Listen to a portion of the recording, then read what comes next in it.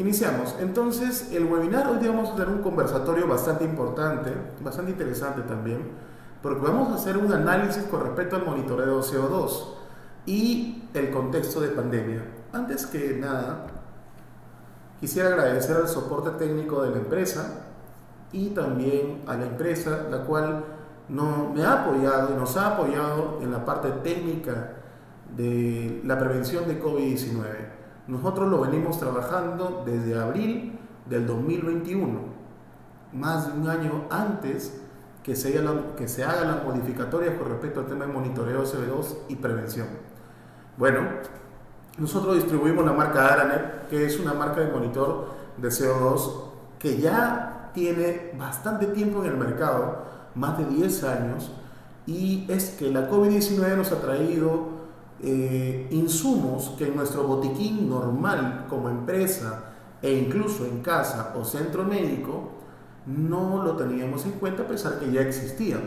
Por ejemplo, los insumos de la COVID-19 que nos trajo fue termómetros digitales, oxímetros, pero además también en esta ocasión el monitor de CO2. Entonces, para poder nosotros ubicarnos un poco, tenemos que ver qué es lo que hace un monitor de CO2. Cuando yo estoy hablando en estos momentos, exhalo CO2 y coexhalo aerosoles. Estos podrían ser infecciosos por virus o bacterias. Entonces, ¿qué es lo que hace el monitor de CO2? Sus sensores captan el gas CO2. Y si yo capto el gas CO2, indirectamente voy a saber, como predictor indirecto, el riesgo de infección de COVID-19. Recordar que ambos aerosoles como CO2 se coexhalan. Entonces, el monitor de CO2, su objetivo es que nosotros conozcamos qué tan bien o mal ventilado está un espacio interior. Por lo tanto, si yo tengo cifras altas en mi monitor de CO2, sé que hay una acumulación de CO2 y de aerosoles. Entonces, voy a tener que ventilar. Abrir una ventana, abrir una puerta, y esto diluye los aerosoles y hace que fluya el CO2. Por otro lado, una mala calidad de aire es la acumulación de esto, y una buena calidad de aire es mantener una ventilación constante. Por lo tanto, las cifras van a ser bajas. Entonces, hay que tener en cuenta todo lo que hemos hablado hasta el momento. Hemos hablado conceptos de ventilación, traer aire del exterior al interior.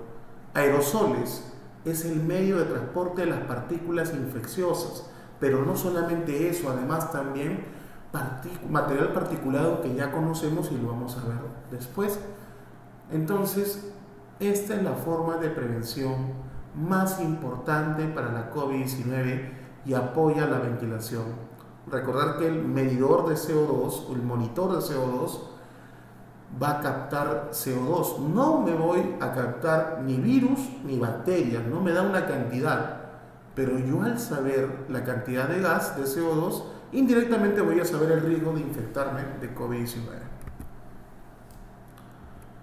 Muy bien, les había comentado que es una marca Aranet y que estos monitores son los top a nivel mundial en el tema de monitoreo portátil. No lo utilizamos solamente en estos meses por pandemia, sino esto ya viene utilizándose desde hace más de 10 años cuando hablamos de calidad de aire.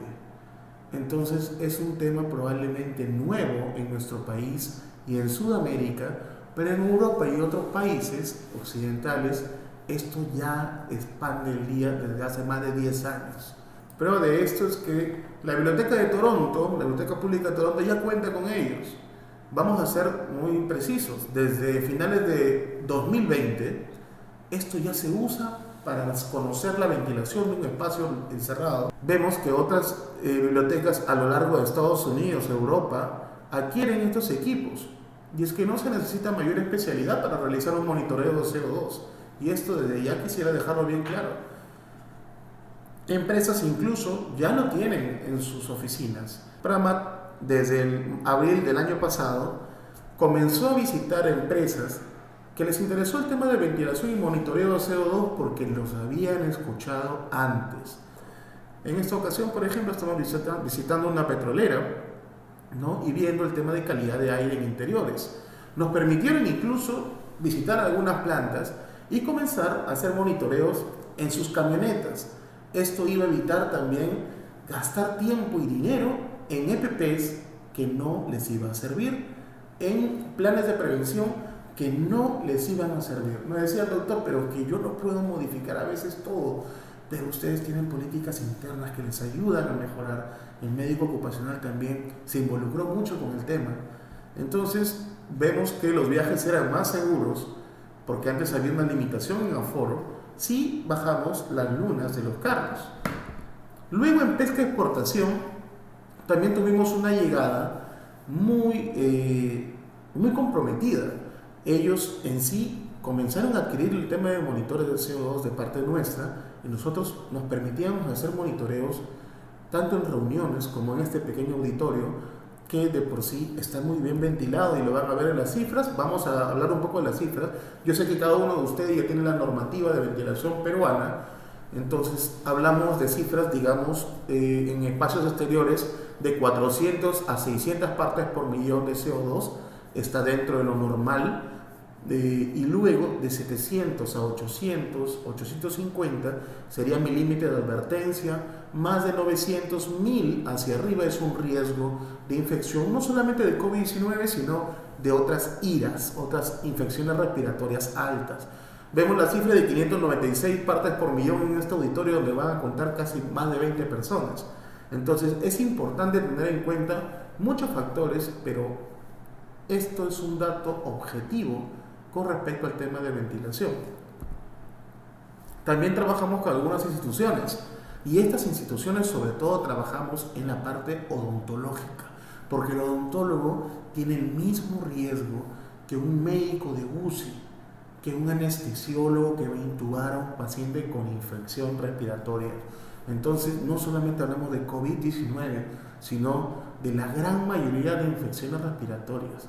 Entonces trabajamos de la mano con un consultorio y buscamos las soluciones con ellos y bueno, tuvimos un trabajo en conjunto muy agradable porque ellos ya tenían que aplicar también el tema de cirugías maxilofaciales y odontológicas.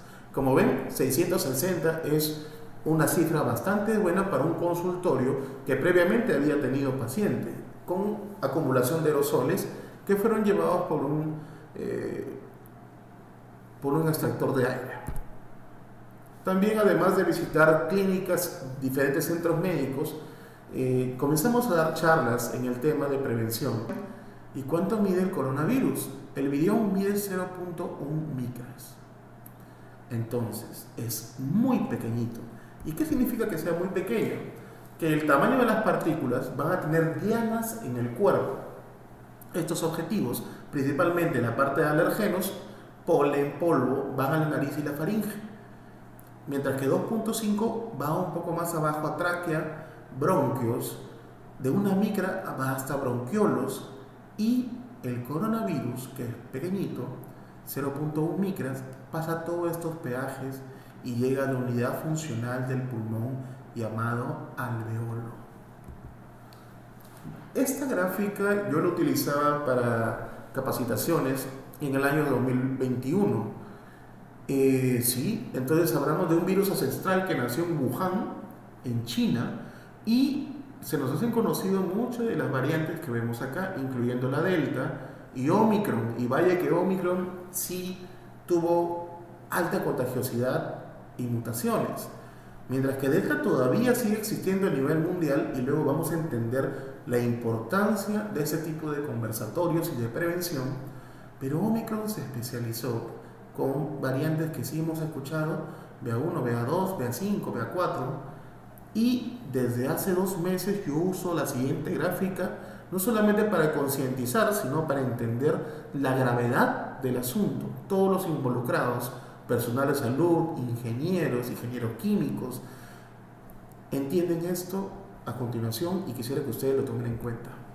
Actualmente este es nuestro mapa de mutaciones de solamente Omicron. Omicron que tomó ventaja y se independiza del resto de variantes.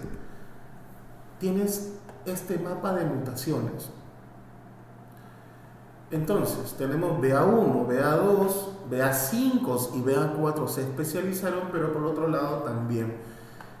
Ahora, ¿cuáles son las que nos preocupan? Esas subvariantes, la XBB o Gryphon, es la que ha tenido en ciernes a Singapur y ha tenido un brote tremendo de XBB. Y la que está por venir de Europa, que ahorita es predominante en Europa, nosotros en América todavía tenemos BA4, BA5, pero las subvariantes de ellas, la BQ1 y la BQ11, que es Cerberus o perro del infierno, como ha sido calificado, estas son las próximas a llegar. Entonces, siempre es un mes antes en Europa y luego llega a América, nos agarra sin la prevención correcta. ¿Qué es lo importante de este gráfico?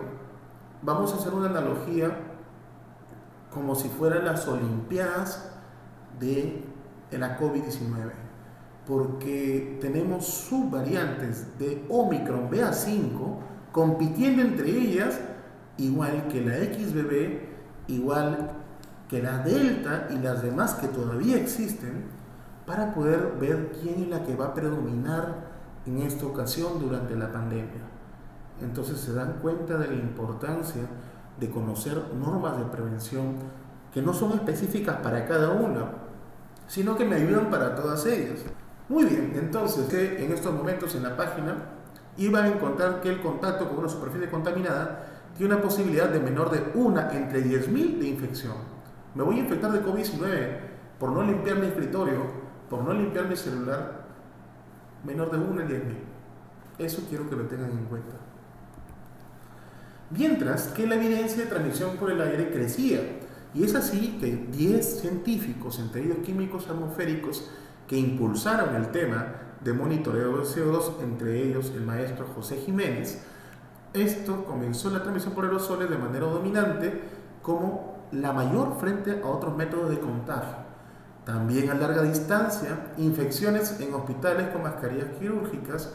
Y bueno, en realidad también la gente, incluso usando N95, se infectaba, porque el EPP no es el principal elemento para poder prevenir la COVID-19 y otras enfermedades respiratorias. De luego veamos más adelante.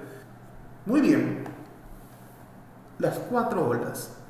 Vamos a ver que en la primera ola tuvimos esta cifra de casos confirmados, pero a la vez los adultos mayores, vamos a ver la cifra de letalidad, que son defunciones entre casos confirmados, me da el 36.40%.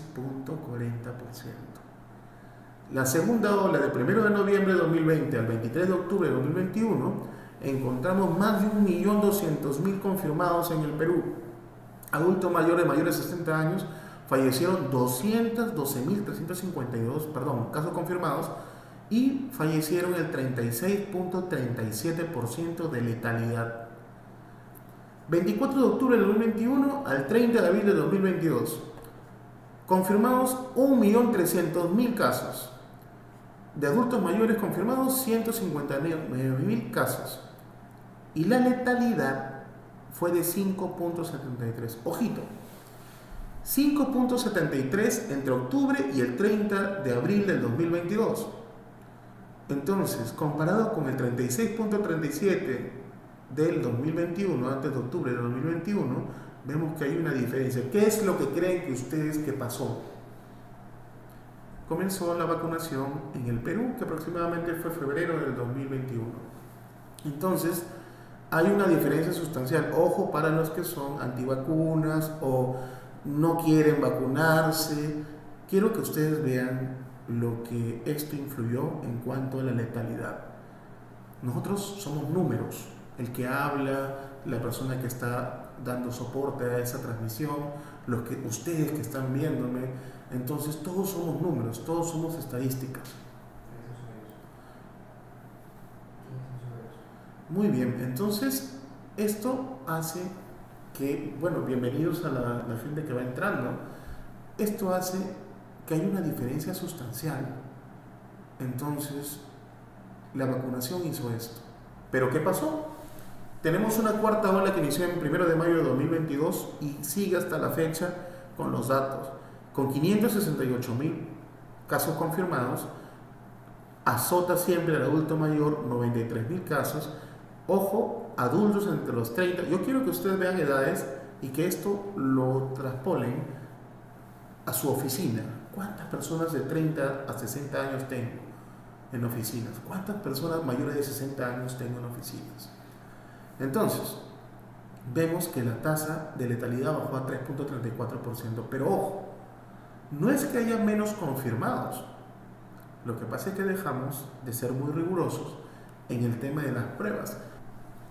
Para esto, este gráfico es muy interesante por el tema de ingeniería de seguridad laboral. Conocen el tema de análisis de riesgos y la jerarquía de control de riesgos. El primero que tenemos es la eliminación. Si yo puedo sacar al trabajador, lo mando work and home. Entonces, o trabajadores que están haciendo trabajo remoto, ¿no? Luego, sustitución. Muy bien, a este personal lo cambio de trabajo o que vaya a hacer trabajo en casa. Control de ingeniería, entra la ventilación, la filtración de aire, la desinfección, es decir, traer aire del exterior al interior. Estos controles de ingeniería, como ven, están dentro de la jerarquía de riesgos de control de riesgos de toda empresa en todo proceso.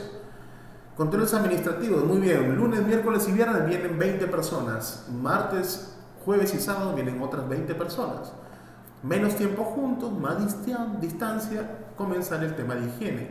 Y como último escalón, el EPP. Entonces, como último escalón, la KN95 o N95. Ojo, mascarillas quirúrgicas no pertenece a los equipos de protección personal. O una KN95, un respirador, sí. Como ven, le dimos mucha importancia al tema de las mascarillas, a pesar que hay 4 escalones por encima de ella. Por último, la vacuna, que también es importante dentro del cuerpo, me va a ayudar también a prevenir, y como no han visto en la anterior diapositiva, voy a disminuir la letalidad en las personas. ¿Y qué es lo que pasó?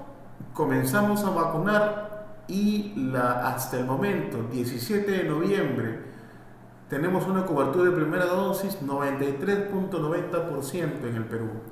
Cobertura de segunda dosis 90.14% coberturados. Tercera dosis, quienes han puesto son solamente 73.28%. Y cuarta dosis 22.65%. Vamos, cada diapositiva incide a la gravedad de lo que se nos viene. Solamente tenemos 22.65% de cobertura a nivel nacional de cuarta dosis. La inmunidad de la vacuna por lo menos me dura 6 meses a un poco menos. Entonces, quiero que esto lo tengan en cuenta para las personas que están entrando a trabajar y también lo que ustedes tienen que pedir para que estas personas entren. Muy bien, la SUNAFIL hizo la interpretación de esta modificación de la norma para prevención de la COVID-19 y nos dejó estas diapositivas donde la primera disposición es asegurar la ventilación de los centros de trabajo. Repito, asegurar la ventilación de los centros de trabajo. Si volvemos a nuestro control de riesgos, tiene que ver con controles de ingeniería. Entonces, esto es muy importante tenerlo en cuenta porque SUNAFIL va a evaluar eso. Va a evaluar que haya EPPs cuando la ventilación no sea adecuada. También el lavado de manos, sensibilización como estamos haciendo ahorita, medidas de prevención colectivas, etc. Entonces, también nos dice que las empresas son las que nos tienen que dar los equipos de protección personal para el trabajador. Pero también nos dice que un resultado satisfactorio en la medición del CO2 en aula, recordar que esta guía de ventilación no es de ingeniería, es MINSA. Por lo tanto, no se necesita una especialidad de ingeniería para yo poder hacer un monitoreo de CO2. Entonces, hablamos de un aula o oficina, implica que pensábamos hace 2 meses que se podía relajar otras medidas de prevención de riesgo como uso de mascarillas EPPs. Si esta exposición lo hubiéramos hecho, si este webinar, este conversatorio lo hubiéramos hecho hace un mes, yo estaría incidiendo porque la idea era que a las empresas que llegábamos, a las oficinas, yo quería que se quiten ya los EPPs. O sea, pero para lograr eso tienes que tener un monitor y para el monitor me va a evaluar la calidad de aire, que tiene que ser óptima. Ahorita estamos de inicio de una quinta ola Con fuerza va a ser diciembre, enero y hasta marzo probablemente. Entonces, en estos momentos no vamos a incidir en que la gente se quite equipos de protección personal. Vamos a incidir que se lo vuelvan a poner a pesar de la calidad del aire. Entonces, vamos a relajar esto cuando termine la ola y luego, en esos periodos, otra vez incidir en relajar estas medidas y así un tira y afloje hasta lo que dure, pues, ¿no? No sabemos cuántas olas más. En otros países van 8 a 10 olas. Entonces hay que tener en cuenta ese tipo de cosas. ¿A qué nos referimos con ventilación? Habíamos hablado que este aire del exterior al interior y que esto diluye los aerosoles que yo voy a tener, por lo tanto yo protejo a esta persona si está distanciada, si abro una ventana o una puerta, porque esto diluye los aerosoles. Cuando no tenga la opción, porque hace frío, porque adentro del clima no ayuda, puedo utilizar extractores de aire. Ahora, el monitor de CO2, como habíamos hablado, mide la concentración de CO2 y nos advierte de un riesgo de contagio de la enfermedad. Ahora, esto nos va a decir si la ventilación es adecuada o no. Vamos a ver con un caso. Tenemos una persona en la oficina que tiene sobrepeso, obesidad, de 40 años y que tiene un dolor en el pecho. Se llama al servicio médico de una clínica, llega una ambulancia liderada por el médico y asistida por personal de enfermería, técnico de enfermería. Se toman los signos vitales, se observa al paciente, se pregunta, se observa que si tiene antecedentes, papás hipertensos ambos, un infarto del padre hace unos meses y con un monitor de ritmo cardíaco portátil pongo al paciente para poder evaluar cómo va su ritmo cardíaco. El médico evalúa, no encuentra cifras que sean muy desordenadas o fuera de los límites, pero sí ligeramente en la presión arterial. Entonces avisa en la oficina a la persona encargada que va a llevar al paciente a la emergencia para observarlo, para continuar ese control de mediciones. A lo que el encargado de la oficina le dice: disculpe, doctor, tenemos otros gorditos, 5 gorditos más, tenemos 3 hipertensos, ¿no puede traer su monitor portátil a medir el ritmo cardíaco a cada uno de ellos? ¿Qué creen que diría el médico? Primero, en este momento tiene una urgencia y tiene que manejar la urgencia, dar solución, ya tiene un diagnóstico probable y va a llevar a observar a la clínica. Entonces este médico da consejo: disculpen, yo no puedo hacerle a todos ustedes, por lo tanto les recomiendo que compren un tensiómetro digital de buena calidad, no chinito, de buena calidad, y lo lleven a sus casas y se estudien, anoten en un cuaderno sus cifras y luego van con su médico competente. El estudio es en casa, cada uno tiene que comprar su tensiómetro para ver la presión, ¿no? Uno que sea de buena calidad. Ahora, el segundo escenario: tenemos una oficina, ninguno con EPPs, donde la puerta está cerrada, ventanas cerradas y encima está en un espacio más reducido. 11 personas hay aquí, cuenten conmigo, 11. Si yo pongo un monitor acá en el centro de esta habitación, probablemente pase las 1000 partes por millón y este lugar es altamente contaminado. Yo no lo puedo ver porque la contaminación en el aire es algo que sea humo, yo la veo, pero cuando es material particulado muchas veces no lo vemos.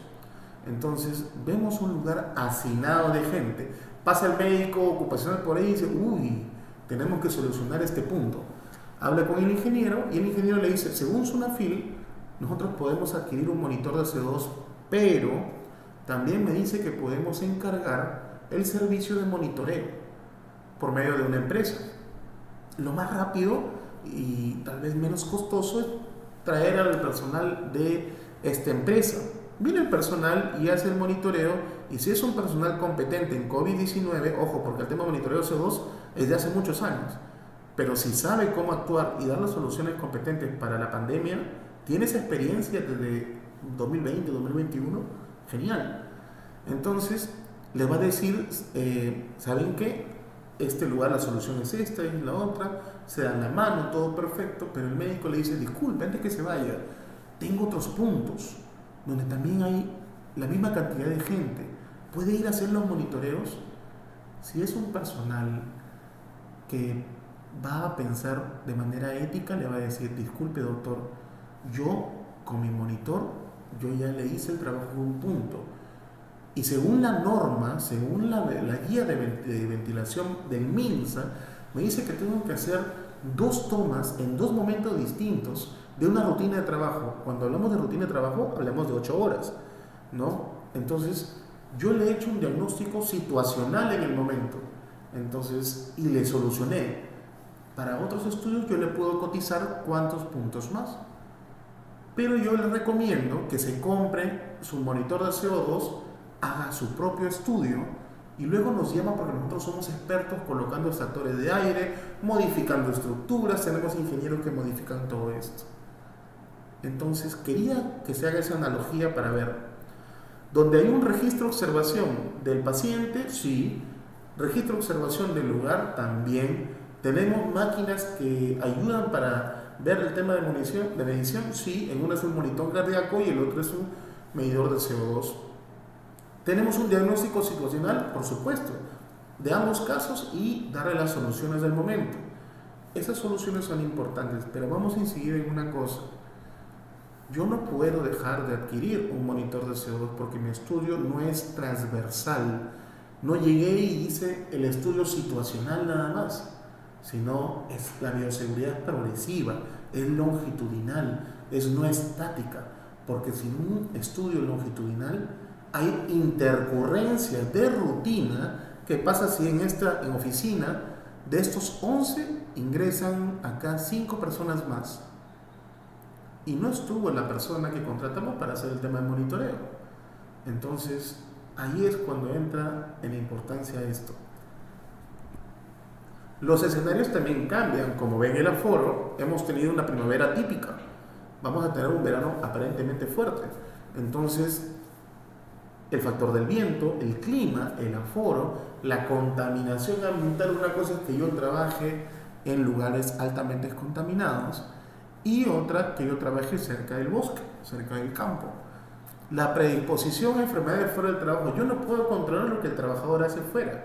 No le puedo estar llamando a fin de semana, oye, no vayas a estas reuniones de Navidad en espacios cerrados. Ten cuidado con la gente que venga de Europa, tal cual lo hemos hecho en las anteriores olas. No se puede. Por lo tanto, mi ambiente de trabajo tiene que ser inocuo, tiene que ser ventilado, tiene que tener una muy buena calidad de aire. Comenzamos con los ejemplos.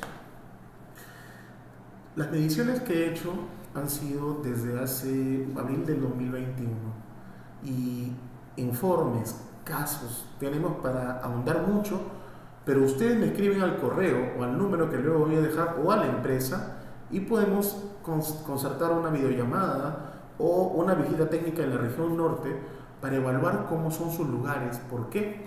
Porque varía de acuerdo al rubro de la empresa. Una cosa es mina, otra cosa es pesca exportación, otra cosa es mineras, otra cosa es agroexportación, constructoras, centros médicos, clínicas, hospitales, etc.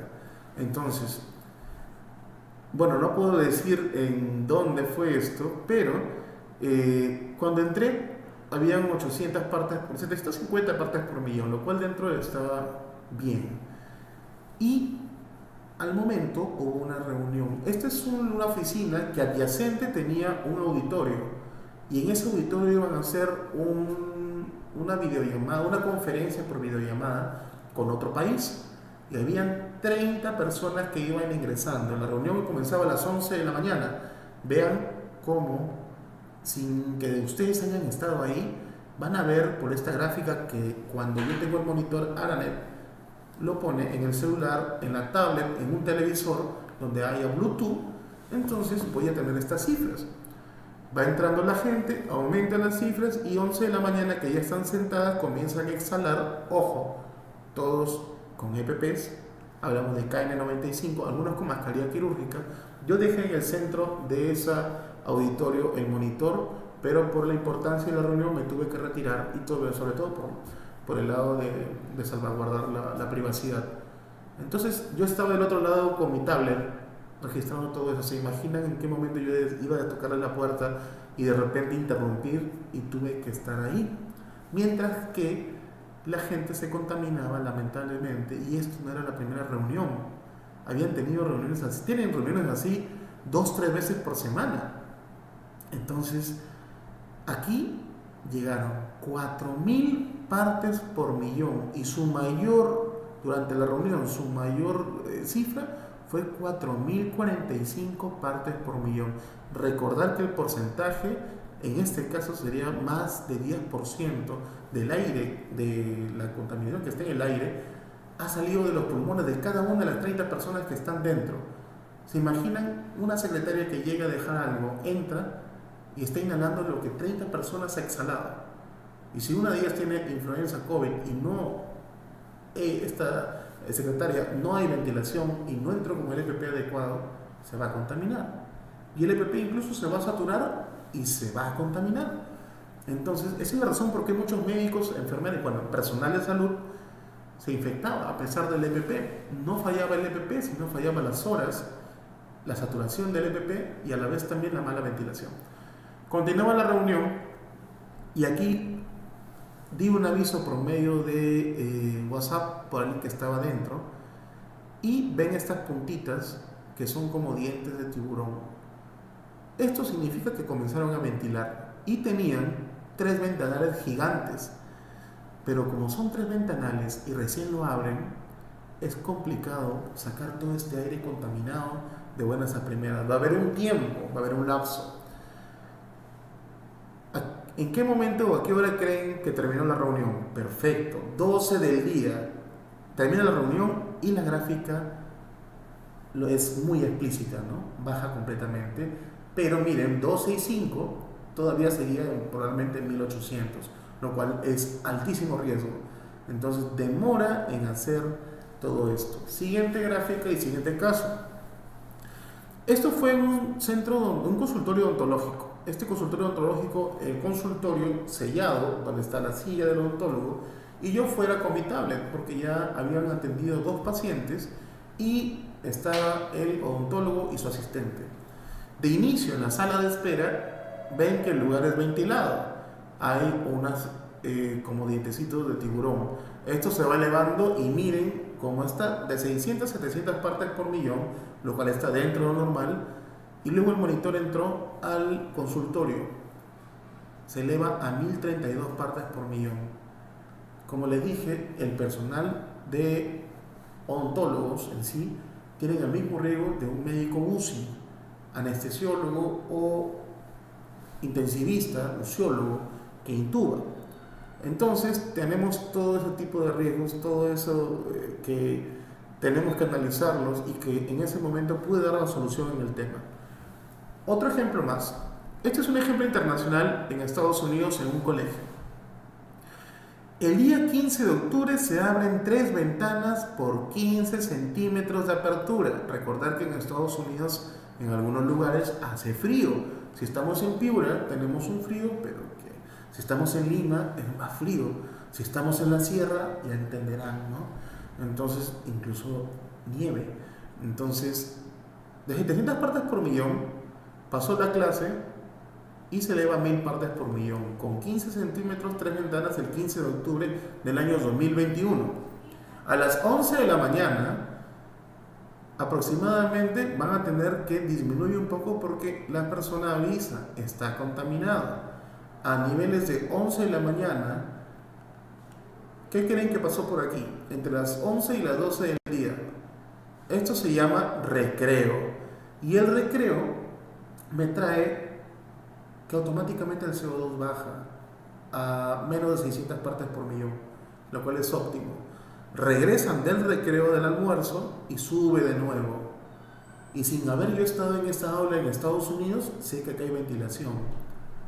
Sé que tengo una idea de los pormenores. Aquí hubo una apertura del ventanal, de la ventana del corredor. Es aquí que cuando disminuyo la cifra, ¿no?, a 800 partes por millón. Entonces continúa una meseta y luego al terminar las clases a las 2 de la tarde todos se van y disminuye la gráfica. Cuando yo les hablo de no tomar el servicio nada más, sino adquirir un monitor de CO2, es justamente estos ejemplos para que vean la importancia del estudio longitudinal, no estático, no transversal. Al día siguiente, perdón, lo que hemos visto en la gráfica de abajo, la de tres ventanales por 15 centímetros. El 16 de octubre, o sea, al día siguiente, tenemos 3 ventanales con 7.5 centímetros, porque hacía frío. Lo bajaron a 7.5 y miren cómo se eleva todo. Se eleva, pasa esta 11 de la mañana, con diferencia del día anterior, no termina de caer tanto como el día anterior. Las cifras durante el almuerzo vuelven y se eleva con respecto al esto. O sea, 800 partes por millón era la parte óptima y aquí estamos por lo menos en una meseta entre 900 a 1000. Esos niños tenían riesgo de contagio. Entonces, esta diferencia sustancial lo hizo disminuir en 7.5 la apertura de ventanas. Por lo tanto, yo no puedo hacer una sola medición un día entero, o por lo menos las 6 u 8 horas de trabajo. Yo tengo que tener informes de esto, no a diario, pero sí periódico, porque hay intercurrencias como esta de cerrar un poco más la ventana que me va a modificar. Finalmente tenemos otro ejemplo más. Este es un ejemplo bastante interesante porque es en una empresa donde la medición se hizo, bueno, como ven, con registro muy bajo, y en estas oficinas, a esto de las 9 de la mañana, siempre inicia una reunión que termina hasta las 12 del día, perdón, 11 de la mañana. Entonces, en esta reunión hay un aforo de personas que es muy variable, a veces llegan 10, otras llegan 20. Vemos que en el paso del tiempo, a pesar que hay ventanas abiertas y que me dan estos dientes de tiburón, aumenta el pico hasta más de 1000 partes por millón.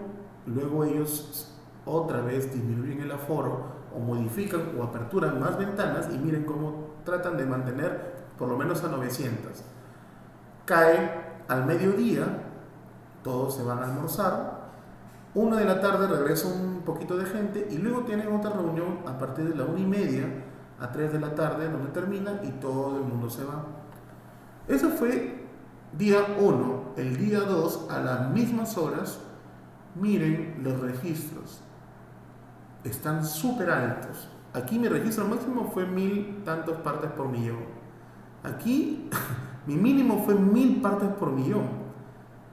Pasaron las 1500 partes por millón, incluso las 1600 partes por millón en la reunión de la tarde. ¿Qué es lo que pasó? Mi límite más bajo el día anterior era 570, que es óptimo. Mi límite más bajo del día siguiente es de 1024. ¿Qué pasó? Esto es riesgo alto. Ese día habían llevado pizarrones y los habían apostado en las ventanas. Habían sellado esto y como estaba en un tema demonstrativo con estos pizarrones, taparon la ventilación del lugar. Por lo tanto, el día 2, con estas intercurrencias, cambia el tema de ventilación y medición de CO2 de un día para otro.